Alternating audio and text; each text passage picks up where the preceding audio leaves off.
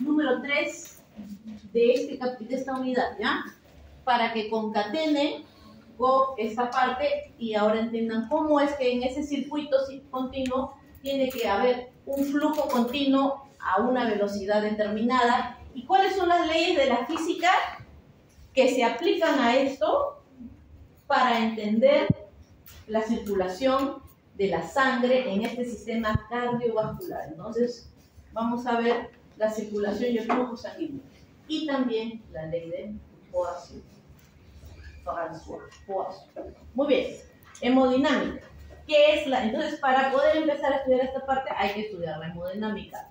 Bueno, son las leyes que van a gobernar al flujo de sangre. Ya dijimos que el flujo de sangre es la cantidad de sangre que va a fluir en un determinado tiempo y que es igual al gasto cardíaco y que es 5 litros por minuto. Entonces, vamos a estudiar cómo es que o qué leyes rigen a que esos 5 litros sean iguales o disminuyan o aumenten, si es que va a cambiar de acuerdo al vaso, etcétera, etcétera. Pero finalmente siempre van a fluir 5 litros por minuto. ¿Pero será igual la velocidad de flujo en la aorta que en un capilar? No, definitivamente no. Y eso se va a estudiar en el hemodinámica, ¿ya? ¿Qué situaciones van a influenciar en el flujo sanguíneo? Por ejemplo, la presión, por ejemplo, la resistencia, ¿no? No es difícil pensar que si yo aumento la resistencia voy a disminuir el flujo sanguíneo, ¿ya? Y la capacitancia venosa. Vamos a ver. El flujo sanguíneo es impulsado por una carga de presión constante a través de resistencias variables, es cierto. Las resistencias no son las mismas en el árbol arterial y las presiones tampoco. Vamos a ver, ¿qué es el flujo entonces? Flujo sanguíneo y área, algunos le llaman área transversal, otros le llaman superficie transversal, pero es lo mismo, lo digo porque los libros lo dicen distinto. El flujo es el volumen por unidad de tiempo.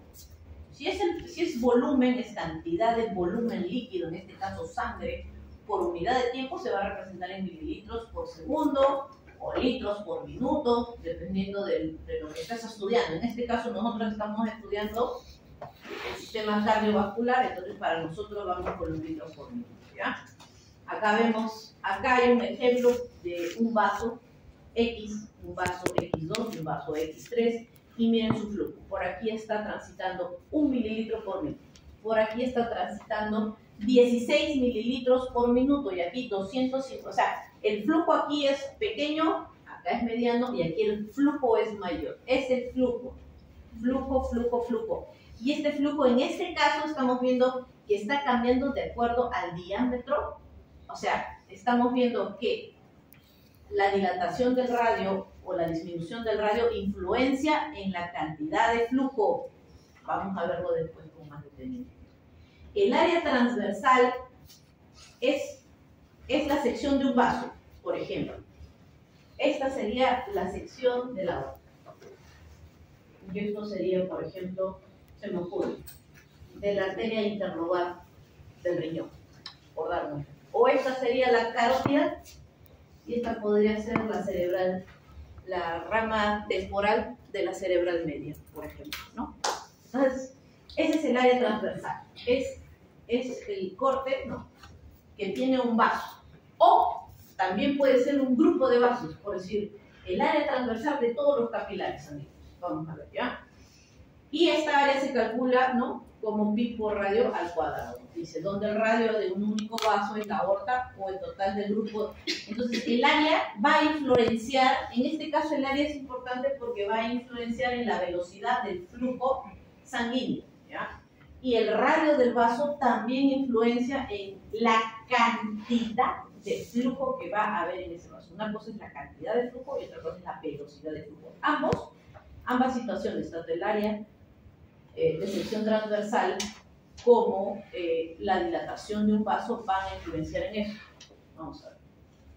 Vamos a ver la superficie de sección transversal.